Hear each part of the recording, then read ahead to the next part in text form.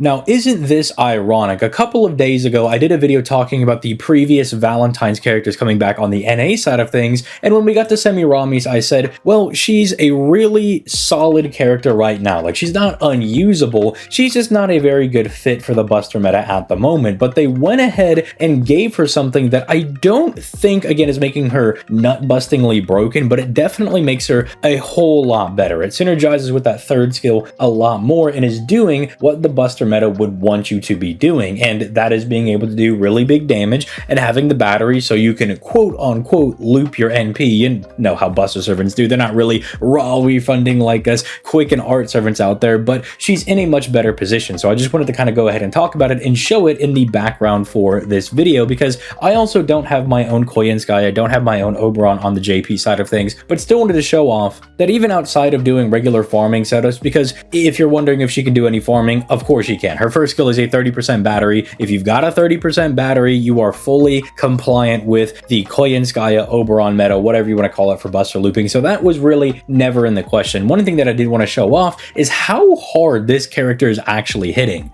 Because you might see the third skill buff and say, oh, well, you know, yeah, it's like applying poison and then giving herself a 50% poison power mod. And the really nice thing is that she has the debuff on attack that if you want to fire a face card before doing your NP damage to apply the poison, that will automatically happen. But people are forgetting that she can also do a massive amount of damage because she is neutering the enemy's Buster resistance by 50% for 3 turns, which is functionally her version of a Buster mana burst. And also remember that they took away the star requirement. So again, she still has that massive damage that she's able to do on her third skill originally without the cost of losing 8 stars, which if you're wondering, well, why is that really a big deal? Like ZTL, haven't you yourself said that it's the same reason why Kukulkan doesn't really have any restrictions, because even though she needs stars, Koyanskaya, the main servant you're going to use alongside her, provides those stars for her. Yes, that is true, but at the very least, now you're not going to have to cash in on those stars. You get to keep them for follow-up face card crits, because let's also be honest, not everybody is rocking an NP5 Semiramis with a cranking that's max leveled, or even an aerial drive that's max leveled, gold foed, max grailed, all that stuff. Some people are going to be a little bit more reliant on it, using those face cards to close out fights, especially in 90++ quests, which I'm sure a lot of people are experiencing right now on the NA side of things, that even though it is a little bit easier because it's only 2 nodes, the enemies are indeed still very beefy.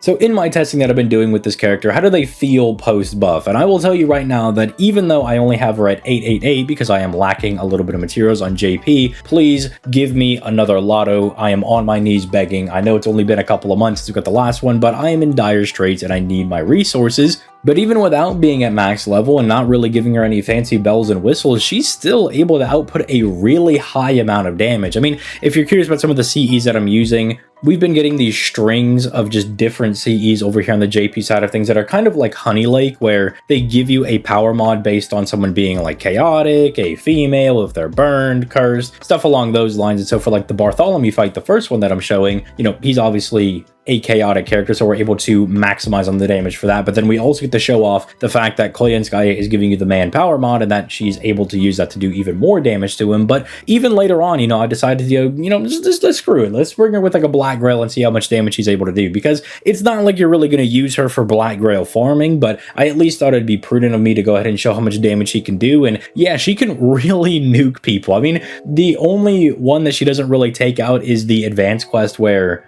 you have to fight Geronimo, Jekyll and Hyde, and I think it's like Boudica or something, that advanced quest, because I just wanted to see how much damage she would do going in against somebody that is guaranteed to be resistant, someone that is guaranteed to be neutral, and someone that is guaranteed to be weak to her NP, and she just blows them out of the water. Like, she does so much damage, mind you, without my own Oberon or my own Koyanskaya, because again, I do not own them on the JP side of things, so can't use them in advanced quests even if I wanted to. But I will say I was rather impressed with that. I did at the very end kind of do a little bit of testing with her defense, because if you didn't know, she gives the entire party 20% defense for 3 turns. So because we weren't able to loop the NP back, because again, lacking a Koyanskaya, you know, that makes it a little bit more difficult if you're not finding all of the arts cards and not really critting on those for her NP refund. I decided to go ahead and pop a command spell to try to get her to the 40% defense. And I was like, well, you know what? Maybe she'll be able to tank the Geronimo attack, right? Maybe she'll be able to tank this incoming NP, but no, she got absolutely butt blasted. But at the very least, the two supports did live. The Koyan Dark and the Waver did actually live on that one without waivers like defensive buffs or anything being up. So it's not nothing, you know, it's not a nothing burger defensive buff. You know, it can actually help some people out. One of the other things to consider why she might be really good to be considered as a buster farmer is that not only can you loop the third skill so you can get like 100% poison damage,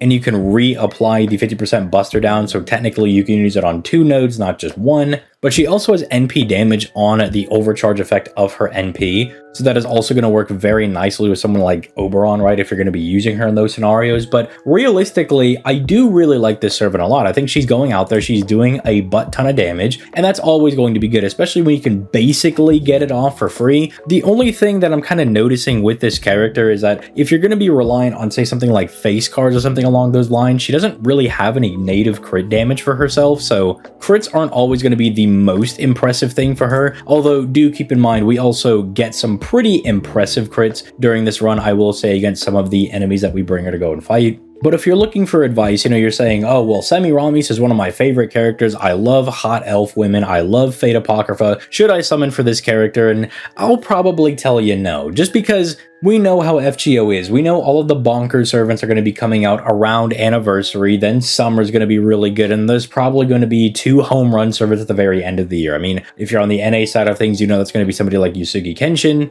And then just a couple months back on JP, that was Phantasmin out of nowhere. Lowhigh as a absolute banger servant. And I mean, even Kazura drop to some extent is a really, really strong servant that we got at the very end of the year. So I don't think it's worth going out of your way to roll for this character, especially if you're on the NA side of things and you're thinking, oh, well, I'll roll for her and then she'll be really good in 2 years. That's a little bit of a ridiculous thing to kind of say. Like, if you really like Semiramis, just wait for her to come out in the next 2 years, or maybe try to get her on a lucky bag or something like a Destiny Order something. Or summon, my bad, I don't know why I said something there, but try to get her on a Destiny Order summon and try to get it from that. Save your Saint Quartz for the stronger limited characters, but I do think it's a nice buff for people that may already have Semiramis. If you do already have her in your collection, she's definitely not a bad servant to break out every now and then, because again, remember, with the buster setups, because you're able to loop your skills, Koyan Skya will let you reapply the buster down, meaning that functionally if a buster mana burst for free on 2 of the 3 nodes you're going to be using, and you can loop back the poison power mod bonus to get 100%, which is going to make her absolutely ludicrous when it comes to her damage output.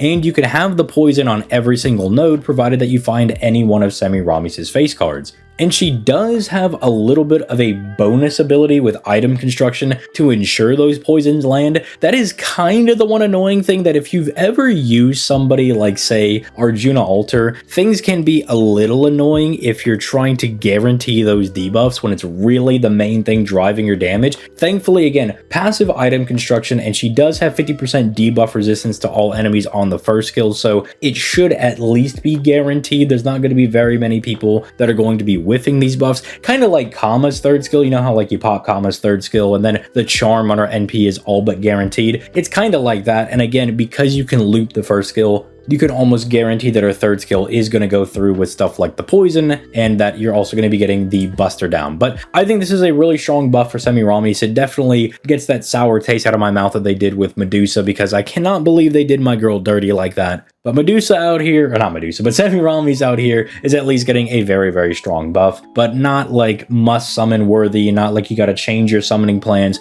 nothing along those lines. But hey, they made a hot servant even hotter. So let me know what you think in the comment section down below. Are you going to be personally rolling for this servant because they're your absolute big, baddest wifey in all of FGO? You just love hot elf women so much? Sound off in the comment section down below. And as per usual, like, subscribe, all that good stuff if you found the video to be informative, entertaining, all those good stuff. And if you want to gain access to Patreon exclusive videos, that is in the description down below, as well as the Discord, where if you become a patron, you also get exclusive access to a patron-only Discord channel, where you can then bug me about making patron-exclusive videos. So it's a nice little recycling loop we got down there. But with all that being said, I'm going to go ahead and get out of here. You guys have yourselves a nice day, and I'll catch y'all in the next one. Peace, late, guys.